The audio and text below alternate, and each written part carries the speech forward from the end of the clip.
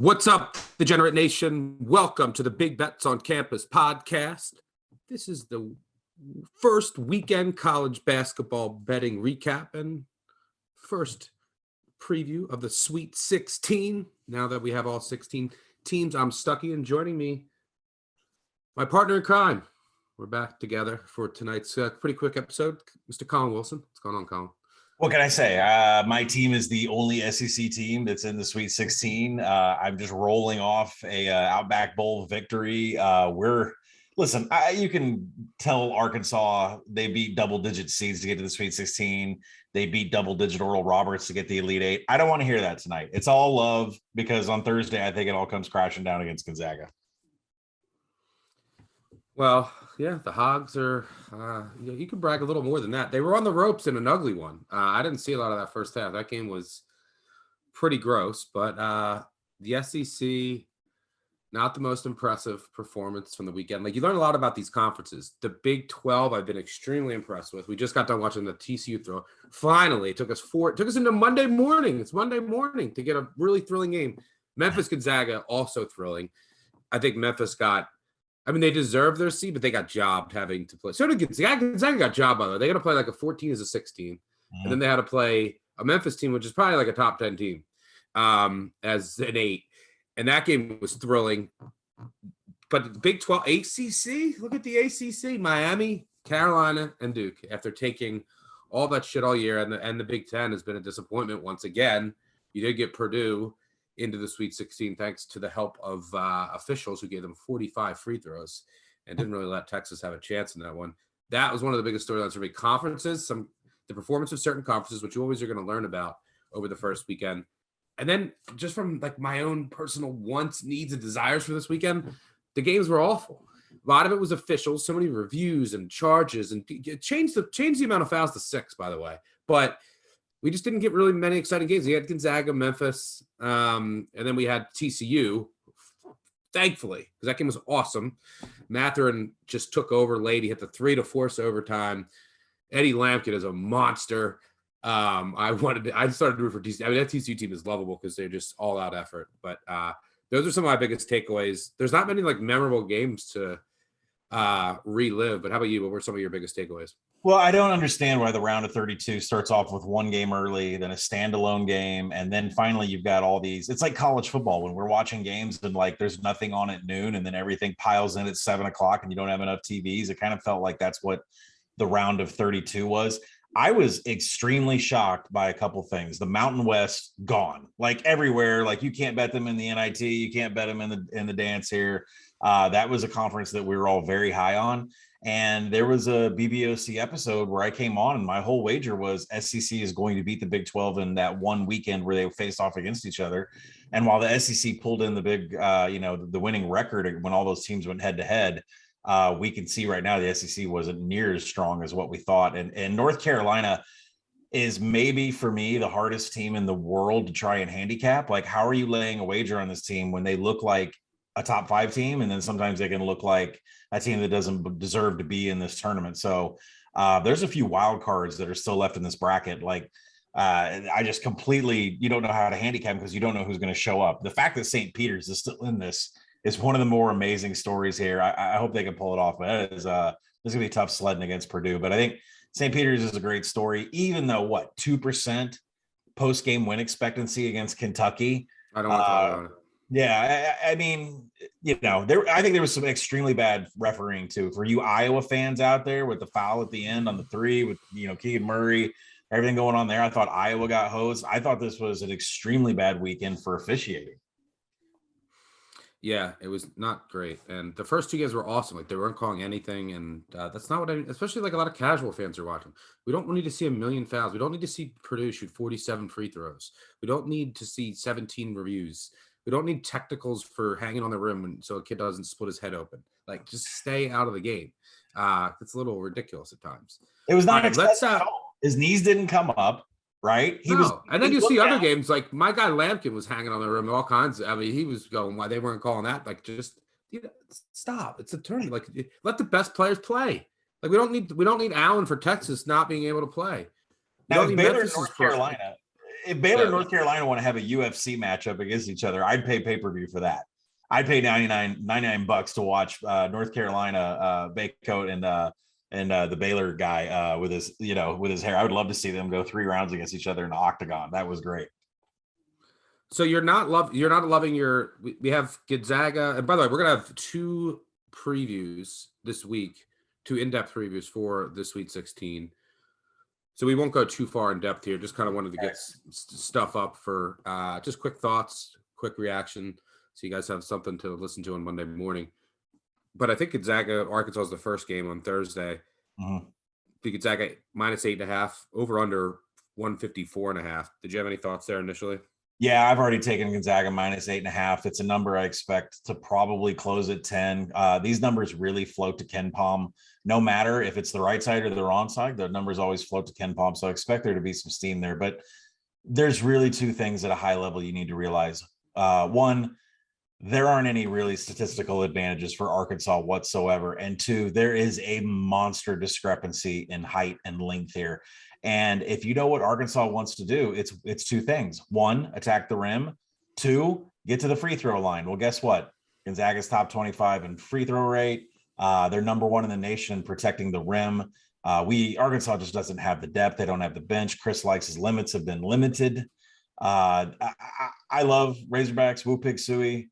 But this is just going to be an impossible game. And the fact that Gonzaga just has not looked all world, you may get some value here on the number. I think you're going to probably get some value on the number on Arizona. We'll talk about Arizona, Houston. I think the public perception is going to, just bake for 4 days with people that just saw these games. And you're probably going to get value on Gonzaga, and you're probably going to get value on Arizona. Yeah. People need to know that TCU is really good. Yeah. The other game, Michigan, Villanova, interesting game. Michigan, Sweet 16, 5 years in a row, I believe, for the Wolverines, the one team in the Big Ten that has had sustained success in the tournament the past couple of years. Villanova, 4.5-point favorite.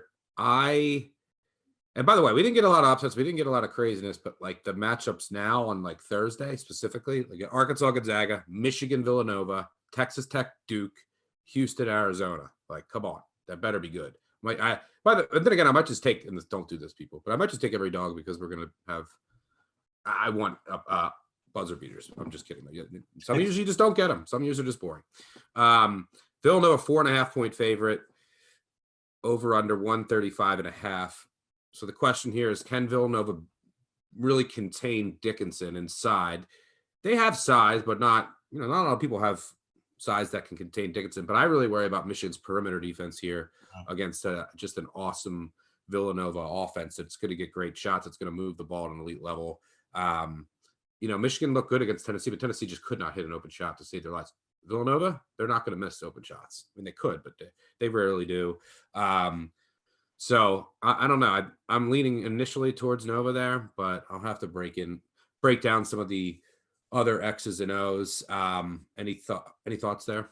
Yeah, I'm 100% with you on Nova. I saw the 4.5, and now I'm kind of making a decision. I have to do it before you and I, call it a night, about whether I'm going to decide to money line parlay this or if I'm just going to swallow the points. And when you mentioned the perimeter defense, that's because Villanova, their point distribution says that they love to shoot threes, and they're going to shoot a ton of them. But when you get into like shot quality stats where you look if it's a catch and shoot 3 or whether it's an off the dribble 3, for Villanova, it's a dribble 3, and off the dribble 3, they're 32nd in the nation. They're 60th in efficiency. And if you look at Michigan, they're 188th in defending the dribble 3s. They're actually way better against catch and shoot, but they're not good perimeter defense, and they're not going to be able to defend what Villanova wants to do. And the Wolverines are going to have issues defending the pick and roll that Nova likes to run. So, Hunter Dickinson is a factor in this game, but I think there's enough bigs there to kind of slow it down. But yeah, I'm with you. It's Nova -4.5, or I'll throw them in a money line parlay. Yeah, the other thing to keep in mind with Villanova, it's like they're like the best free throw shooting team of all time.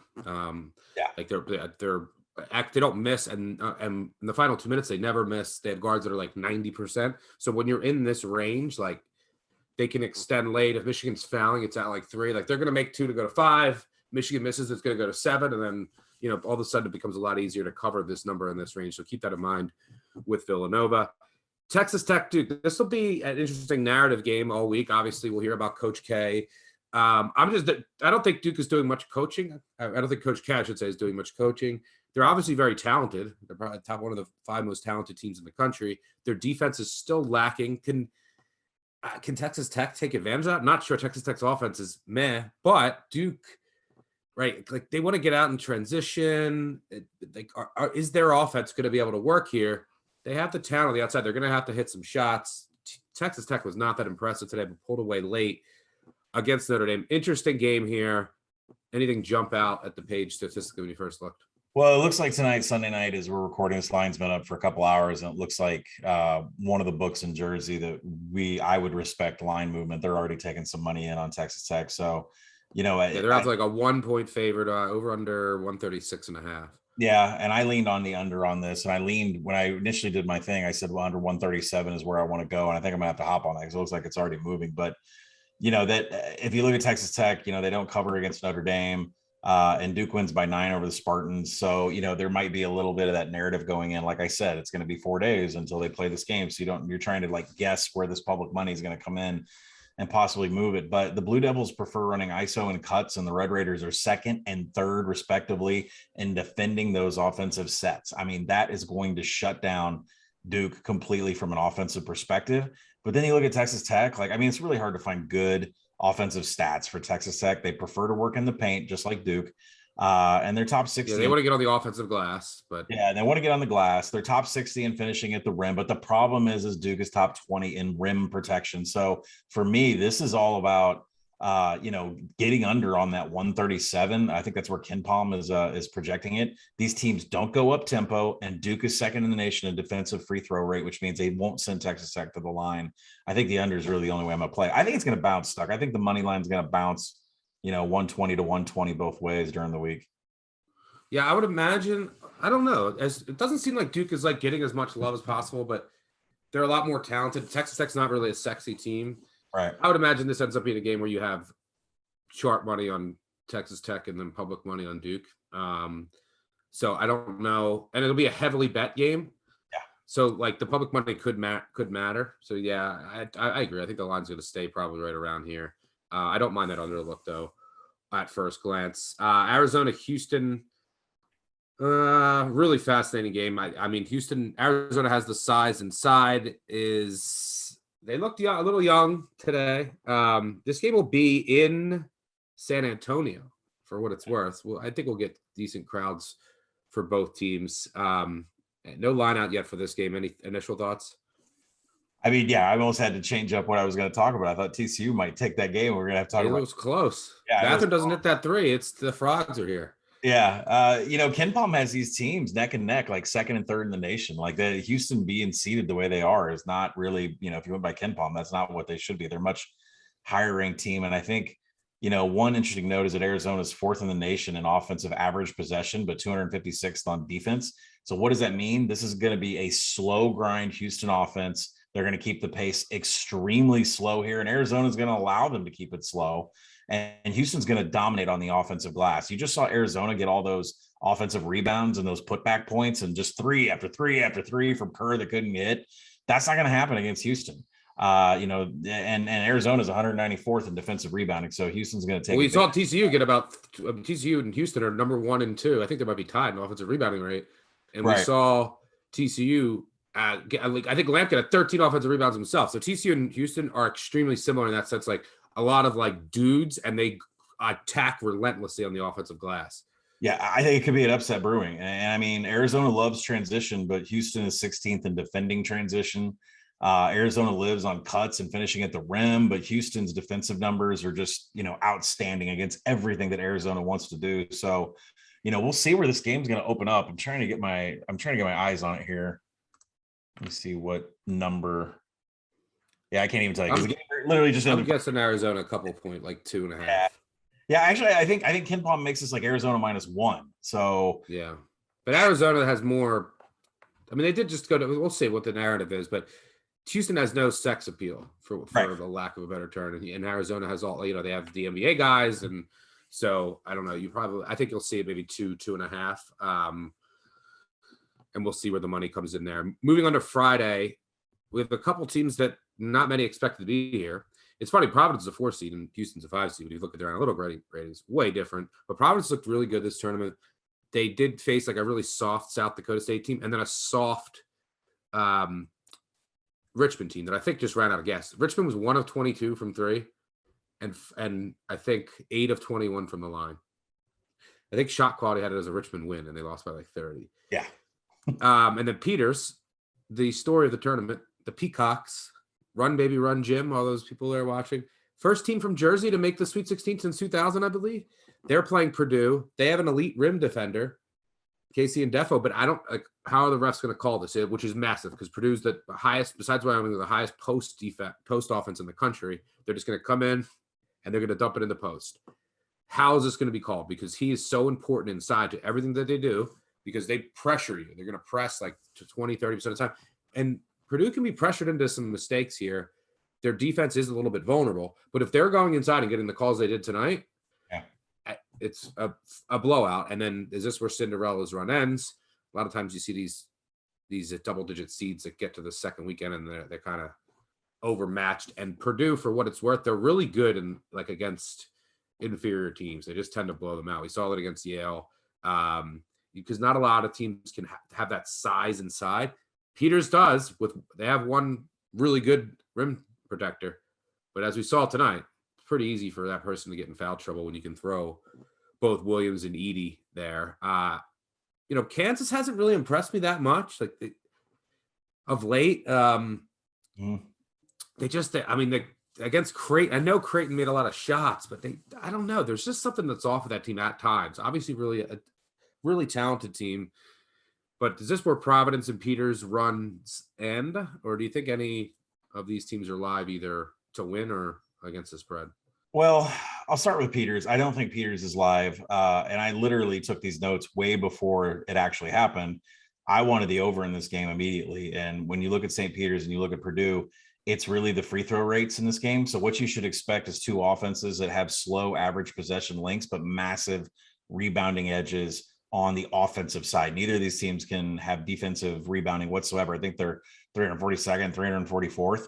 They both also have top 40 free throw rates. And I'm saying this as we're coming off a game where Purdue just shot 1 billion free throws. So I think you're going to get St. Peter's fouls a lot because they're heavy pressured and aggressive defense. Exactly. And then you've got, Ivy out there. He's probably going to hit all of his free throws. And then, Purdue is second in post up rate and St. Peter's is just going to have a heck of a time with Edey and Williams. And, the spread, I think Ken Palm projects at 11-ish. I just think it's one of those games where Purdue gets them between 10 and 15. And then there's just going to be this battle for them to try to get it within 3 possessions and they might not be able to do it. But I think there's going to be a lot of stoppage and play. I think there's going to be a lot of free throws here. And I think it's a great over opportunity because of offensive rebounding and the second chance points and the free throws. Kansas and Providence. I don't want to sound like a broken record because I hear this from everybody, but this luck factor with Providence, it's just, if you go by shot quality, Richmond should have won that game by 3. Kansas has. They lost by 30. Yeah, and they lost by a ton. No matter every Providence game I look at, it's like they shouldn't have won this game. Their post-game win total for the season should be like 15 on the year. So, there's plenty of advantages for Kansas here. They're top 40 in offensive rebound rate. Providence, they're not very good in transition. They're 229th defensively during transition. So I think Kansas is going to try to go a little tempo here. That's the thing to watch here. Yeah. Providence transition defense. Yeah. A little shaky. And that's when Kansas at its best. When it can run and if Providence is hitting shots and Kansas get on transition, they're deadly. And Kansas has a big advantage on the offensive glass. There should be a ton of second chance points, but I feel like I'm repeating what I had in my head when I took them to beat Creighton. Like Creighton should have been hanging around in that game, especially with the ball handlers, the inexperience and the ball handlers coming up in transition. And somehow Creighton was able to hang around and give them a scare. So I think the play is Kansas. You want to get a 7. There's 1 7 on the board out there right now. The rest are 7.5s. I don't know if everyone's going to be in on Providence. You think Providence might be a public play here? I don't know. I'm in like the world where like we're in like the Twitter world. So a lot of people hate on Providence. Yeah. So like, but I like, oh, they're lucky. So that's what I see. But like most people aren't on like analytics Twitter and like most people in the world that are betting, especially this time of the year. I would imagine I don't know, 7.5. Providence is 24-4. I don't know. I gotta mull that one over. The Because one thing, obviously, yeah, Providence's physicality might be able to give Kansas some issues. Like they're a really tough senior team, and like Kansas, when they're at their worst, like when they're at their best, they're running because they're so good in transition. But like McCormick is he's so hit or miss inside. And a lot of it is like he kind of just goes away and hides against like really physical teams inside at times. And Providence won't be afraid here. So I don't know. I might look at my Friars again, but I got to break down that matchup. But one of the things you mentioned that does scare me is the transition. The final two games, Iowa State, Miami. Miami has looked great. I love Miami here, by the way. really. I think that, yeah, Iowa State, I'll tell you why. Iowa State, I haven't gone deep yet, so I could change my mind. But just my initial reaction is Miami has a ton of ball handlers, and they can deal with the Iowa State pressure. The ACC, I mean, it just looks great. I love the coaching advantage here. Larinaga with prep is huge. And Iowa State, I mean, what did they do? They beat LSU when Tyrese Hunter is making like a 9 threes. He's like a 22% shooter. And then LSU's like in disarray the whole game. Then they beat Wisconsin by 54-49, because Chucky Hepburn went down in the first half, and Wisconsin can't run offense without him. I mean, it just became a complete clusterfuck.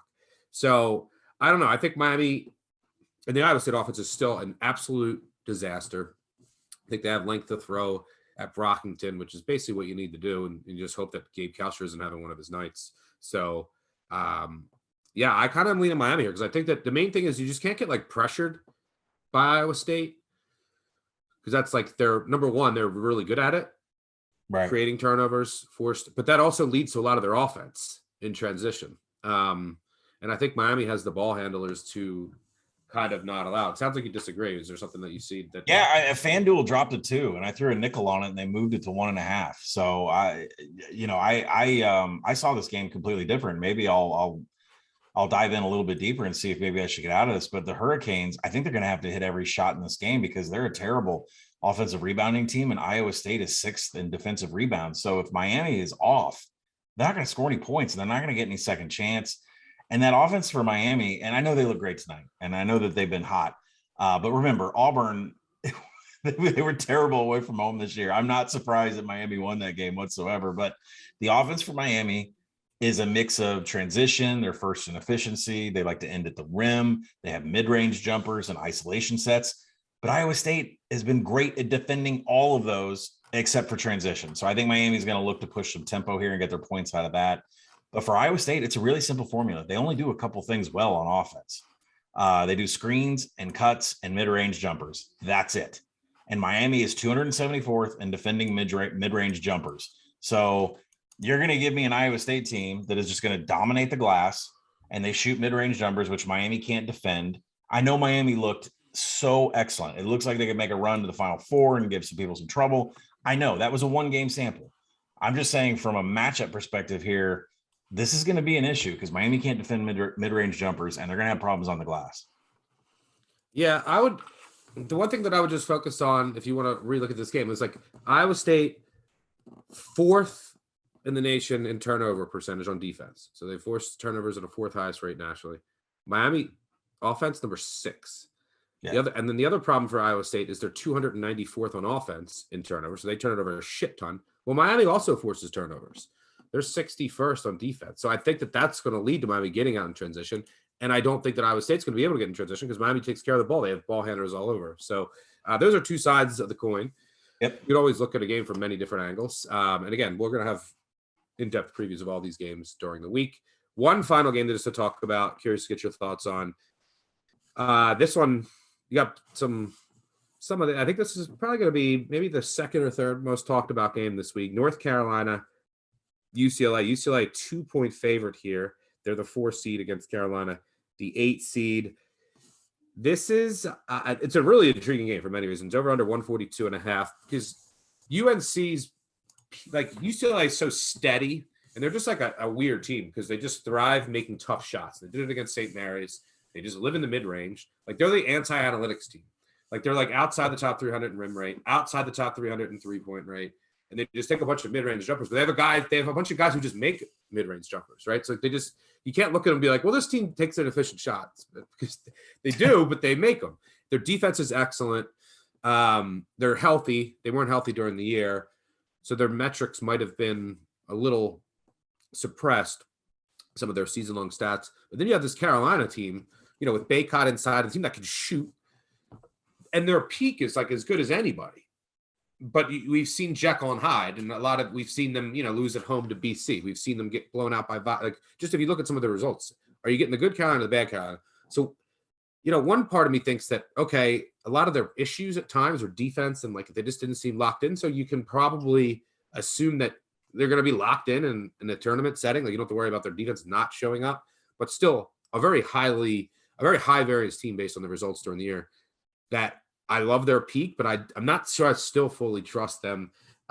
Experience edge here, tournament experience obviously goes to UCLA, coaching edge probably as well.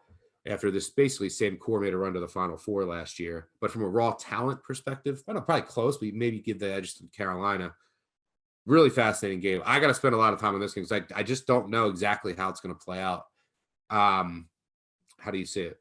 I've already laid 2 max bets on the money line on UCLA. At least the limits that are here on Sunday night. They're going to go up higher, but I might take another shot on them. And I've been a little bit biased on UCLA ever since they were in the Final Four last year. I love this set of kids that they have between Juzang, Tiger Campbell, and Jaime Jaquez, and which Mick Cronin said, if he can walk, he's going to play. So I think having an extra day, not playing till Friday, it's huge because Jaquez does. What is the latest word on that? It's just a sprained ankle, right? It looks so bad. It's just I thought it was an Achilles at first. Yeah, they said it's just a sprain, and that if he can walk, he's going to play. And then I think Cronin said something like he's been playing with multiple sprains all year. So it's good to have him. If he's out there, that's going to help. But you'll get Jalen Clark and Peyton Watson out there for some additional minutes if he can't. But that's really big for them, especially in the paint. They'll throw Jaquez in there against any center in the country, and he'll produce something. I think one of the keys to this game is that Tiger Campbell, and what Cronin wants to do. He wants the slowest offensive grind possible. And so you're going to have Tiger Campbell bringing the ball up the court. And this is just a huge contrast in tempo styles. Carolina is near dead last in defensive turnover rate. They're going to allow UCLA just basically walk it up the court with Tiger Campbell, set their offense. They're going to run interior isolation. And that's Jaime Jaquez and Johnny Juzang's thing, is mid-range jumpers, which UCLA, I think, is 7th in frequency and 10th in efficiency. That's all this team is running ISO mid-range jumpers. And the Tar Heels do not defend that well whatsoever outside the top 250. And offensively, North Carolina, they like to mix transition, off dribble threes, and UCLA just has better defensive efficiency numbers. But you already spoke to the fact that you can't really go deep analytics on North Carolina. This team is just it's one of those teams where it doesn't fit the mold, right? Where we talk about Army football and you can't put success rate on them. They're just out of the box. So I think Jaime Jaquez is the key. If you want to wait to hear, I'm kind of trying to get ahead of the news. I think he's going to play. If he can walk, he's going to play, is what Cronin said. So I'm trying to get ahead of it. I think it could jump up to 3. Yeah, if he's fully healthy and confirm that, this line should bump up. Right. So I got ahead of that tonight. Yeah, I gotta break it down a little bit more. I would imagine that public's probably on UCLA here. UNC, excuse me. Yeah. I know UCLA went to the Final Four and is big name, but UNC is the UNC. So, and there's still a little East Coast bias of the public. I don't know, but I don't think it'll be overwhelmed. But I think that the public might lean to UNC. The injury news is something to watch. I'm going to break it down a little more. I think I would lean my first initial thought, without having a strong matchup advantage edge that I was thinking through, was that tournament experience and coaching edge here with the 5 days in between games, I think might end up being the difference. So that was my initial thought, but we'll talk more about. You don't want your bet to come down to hoping Cody Riley can guard Baycott, right? That's the thing that you get scared of. You want confirmation that Jaquez is healthy, and at the same time, you want to get that number before that's announced. Yeah, he's playing really well offensively too. Well, one last thing. What needs to happen for your Hogs to pull off the upset? Is it as simple as, because what I think when you play Gonzaga, like you can pressure them a little bit. So I think Arkansas needs to do that. They need to turn them over. And then like they're a different team when Holmgren is not on the court. So you have to get your like. I think one of the keys could be the charge specialist and a guy who's good around the rim. Jalen Williams. They have to get Timmy and or Holmgren in foul trouble. Note also has to stay out of foul trouble. Note I feel like it's in a lot of foul trouble, right? Yep. Every time he's always Musselman's always sitting him for the whole first half. He can't get in foul trouble early or foul out. And then Jalen Williams has to do his thing. And I was going to have to hit some shots, but I think that's the thing to watch. Like Jalen Williams get some charges on like Holmgren, go after like Holmgren he's so good defensively. It's like a defensive wizard. But because he's so good, he goes after he tries to block everything and he blocks most of them. Right. You have to get some fouls on them early to do that because then their defense becomes so much. And then, I mean, their offense too, but they become a more attackable team. But I think that's kind of some of the variance things that Arkansas needs to work in their favor. Would you agree? Is there anything else? Yeah. I mean, the formula to beat Gonzaga is pretty easy, and you kind of named it because JD Note has been in foul trouble multiple games in a row, including back to the SEC tournament. And when that happens, Musselman is just, ripping his hair out and come out of his skull because he has to go dip into a bench that's extremely thin, and he has to look at Chris Likes, who is from I'd say an efficiency perspective of handling the ball is not the person we want shooting the ball and sometimes can be mistake prone. He can also make explosive plays, but he can also get in trouble. So we need JD Note on the court. We need Jalen Williams to be Corey Beck from 1994 and take 100 charges. And then the one thing where we can hang is that Gonzaga sometimes is defense optional. So we need to get out in transition and try to catch Gonzaga, maybe falling asleep. We need Chet not to be on the court. Drew Timme is not a defensive presence whatsoever. So Jalen Williams posting up at the top of the key and waiting for Audice Toney and Stanley Amude running cuts over the, behind underneath the basket. And Jalen Williams is an excellent passer from the free throw line. And you have to respect him because he shoots 3-pointers at about 31%. So really the formula is A, stay out of foul trouble. B, get Jalen Williams matched up at the key with Drew Timme, not Chet Holmgren. If it's Chet, you got to find a way to hit the cutters. And JD Note is just going to have one of his days. And we have not had a hot JD Note shooting day in a long time. So, you could use a 30 from him here. Yeah, we could use a 30 spot. Arkansas's top 25 and in a lot of defensive things that the Zags want to do. Top 10 in transition. Arkansas's 27th in post-up D. I don't know what they can do against Chet, though. This is an extremely small team. I think Amude and Toney and Jalen Williams play bigger than what they actually are. But I mean, Chet Holmgren is he's the next KD. So, this ought to be an interesting game, but that's the formula. Yeah. All right. That'll do it for us. Just some quick thoughts on the weekend that was and the Sweet 16 matchups. Not a ton of upsets this week. You do have that Cinderella darling in Peters, but that also means that you get a lot of power conference top 25 teams in the Sweet 16 going up against each other, which is usually ends up in better games at this point. So I think that's the positive to take out of the weekend. Can't wait to talk about these games more this week. We'll have a couple episodes, more info on that to come. And make sure you download Big Bets on Campus, wherever you listen to your podcast. Big Bets on Campus Live, our Twitter show. That'll be back later in the week with myself and Three-Man Weave as well for every day of the tournament this upcoming weekend. Make sure you subscribe, unsubscribe, tell a friend, tell an enemy. Thanks for tuning in. We'll catch y'all later. Cheers. Peace out.